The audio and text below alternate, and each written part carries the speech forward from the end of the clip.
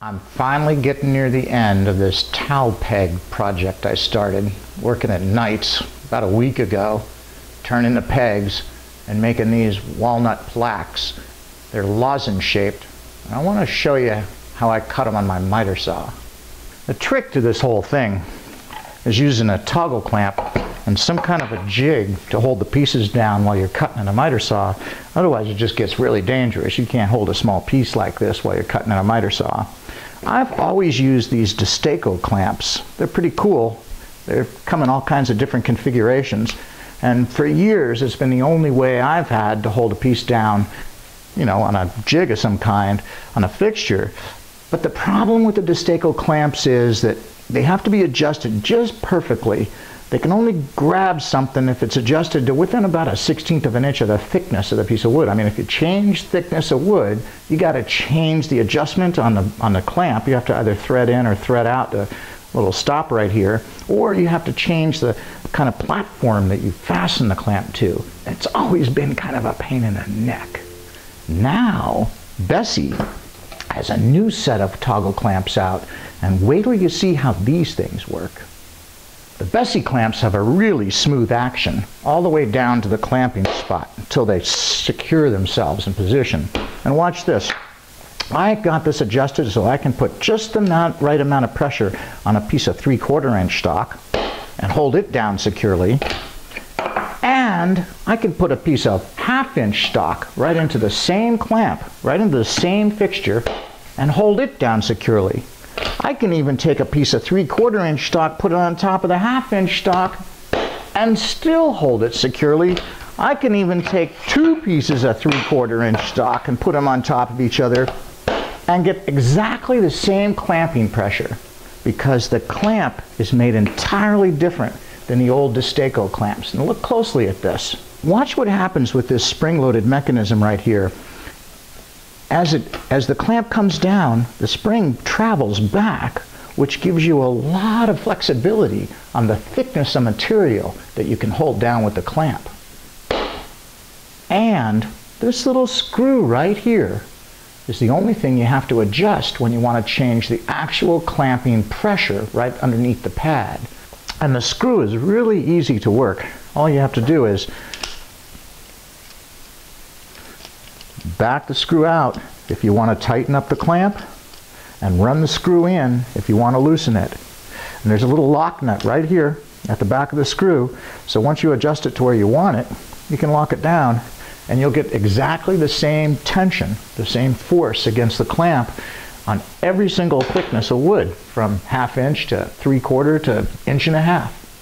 Awesome clamps.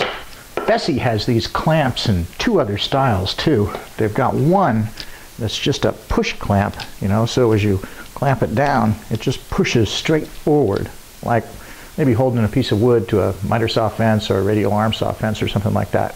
I haven't figured out what I'm going to use this one for yet. But they have another one that's real similar to this one, but it's kind of a flush clamp. Instead of having the long clamp pad here, it has one of the short ones that's also similar to the Destaco clamps. But all three clamps share the same spring action clamp mechanism in the back here and the little adjusting screw. Now let me show you how I use this on a miter saw.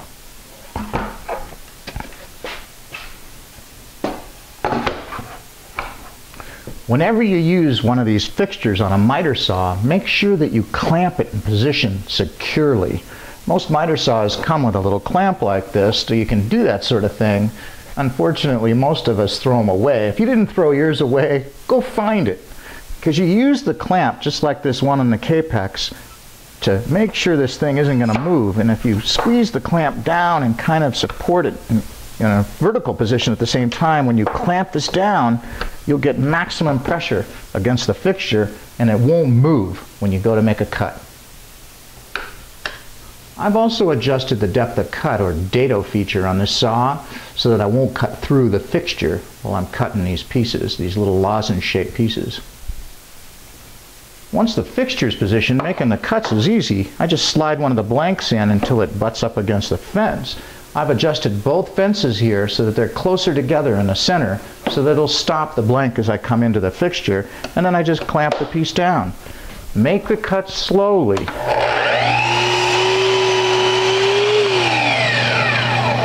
And be sure to let the blade stop before you lift it up, or this little piece will get driven up and slammed into the blade. It might even get stuck in the guard. Then turn the piece over and see it still butts into the other fence.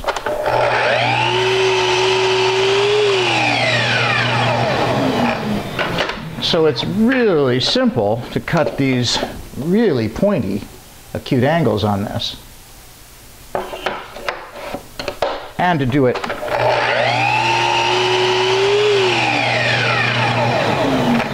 repetitively. And to do it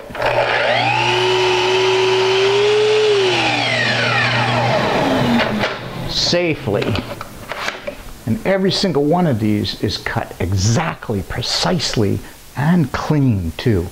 All because of the fixture.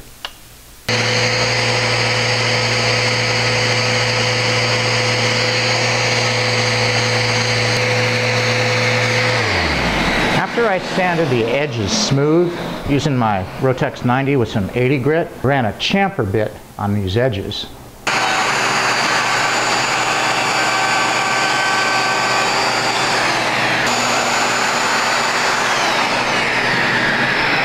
I ran the router bit backwards in a way on this tip first, and then started over again, and then ran the whole edge.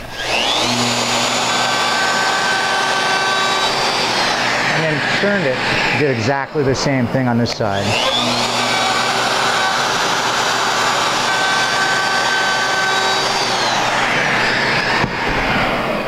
That way I got a nice smooth chamfer all the way around and some really sharp little points on here.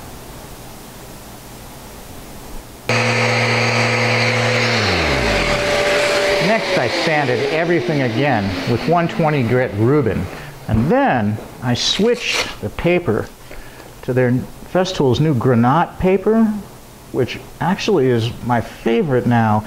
It doesn't plug. It's almost like their old Cristal, which I've used a lot for sanding paint off of wood, but this is great. It doesn't plug, and this time I'm using their 220, and I'm being really careful on this bevel in case you didn't notice. I'm being really careful while I sand this bevel, so I hold that sander just dead flat on it because I don't want to round it over.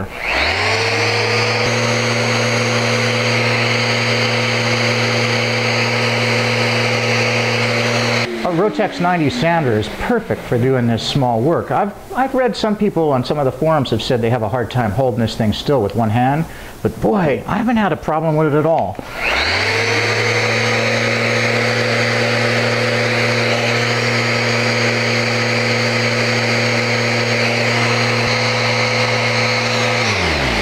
It's actually the perfect little sander for doing delicate stuff like this. I mean, I couldn't hold my original Rotex in one hand and do this, but with this little pad, I can hold it pretty flat on these bevels. I don't know too many other sanders I can do that with, at least not a Rotex sander, where I can get both the grinding action, I mean the disc action, and the orbital sanding action. And if I wanted to, if I was really feeling clumsy, I could switch this to the Delta pad, which will give me an even flatter surface in a way. It still has the same orbital action as the round pad. I mean, this is an orbital sander for finishing. It doesn't have that kind of orbital and arcing action that some of the multi-use tools have. So it's a lot easier to hold the Delta pad perfectly flat.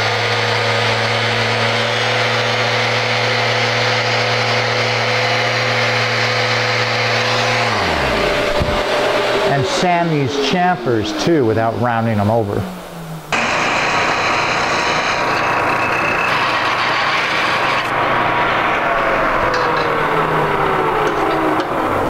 You probably noticed I'm not very good at this lathe stuff. Jed Dixon even made me promise that I wouldn't show anybody how to turn on a lathe. These are those little pegs that I'm practicing on though.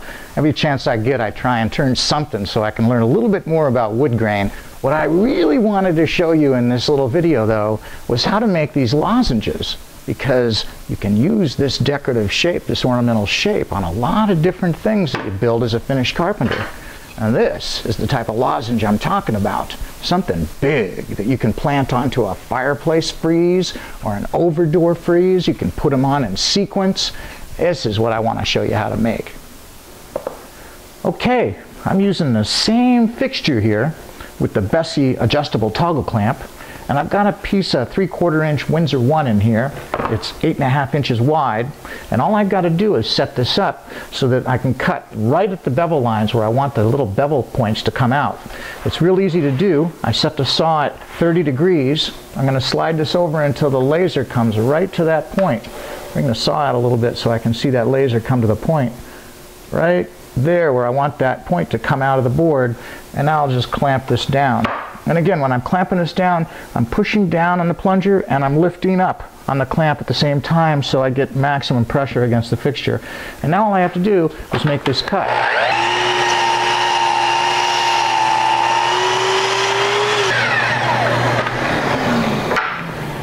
Now I'll just take this piece, flip it end for end, and cut the other side.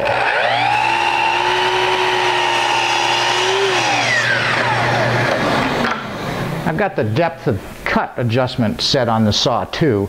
You know, the little lever right over here on this side.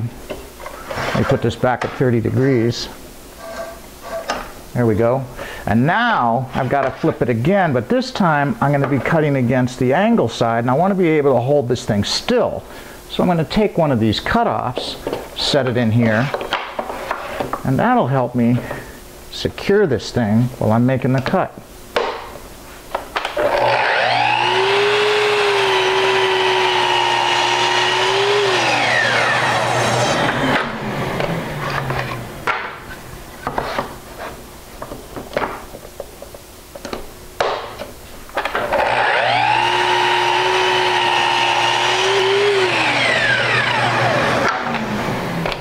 Alright, there's the piece I want, and now all I have to do is cut those really long chamfers, and I'm going to do that on the table saw.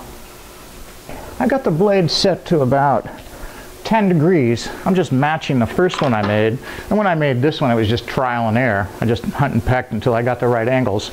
And again, I'm using that Bessey adjustable clamp on here. Just tighten that up a little bit, and I'll be able to take this little lozenge shape, and look, there's just a little bit of wood left on that tip there where the blade didn't go all the way through because I had the depth of cut set on that saw. So I want to get that out of my way. I don't want it to interfere with this piece sitting down flat against the saw. There's one more on this side too. There we go. Now this will work out. I just want to take this tenoning jig that I've made, and I've used this many times, and set this board down so it's flat against the saw, just like so, and then clamp it in place. That's it. And now I can make that cut.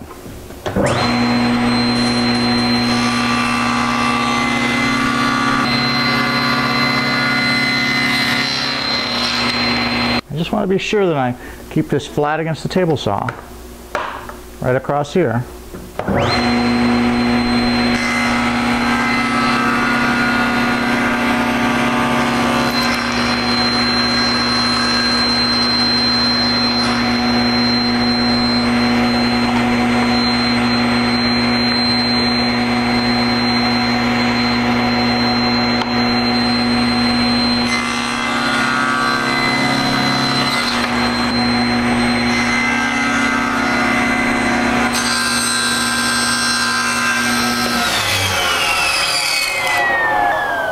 Wait a minute, what was that? Several people have written me emails saying, wow, Gary, how could you show people how to use a table saw and use a technique like that? You shouldn't be reaching into the blade for little pieces. And they're absolutely right. I was thinking of editing that section right out of this video, but Al Constant told me, you know, you should leave that in there and just draw more attention to it. Just explain how silly it is to do some move like that. When that blade's still moving, don't reach in close to it. It's too risky, even if you're using a saw-stop saw like I do. And even if you've been using your table saw for 20 or 30 years like I have, and sometimes you get the thought in your head that, hey, I know what I'm doing, I'm really safe around my saw. If I'm real careful and move slow, I can do something like that. But no, you cannot. You never know when that saw is going to get you. And I never should have grabbed that little piece.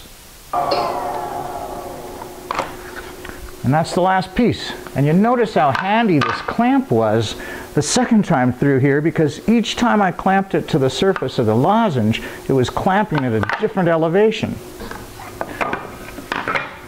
When I had it in right here, it was clamping on the thin edge, and when I had it in before I'd made the cut, it was clamping on a full 3/4 inch piece of stock. Now, if I'd have been using my old Festool clamps, there's no way I could have done all of that with one clamp, not without adjusting it over and over and over again.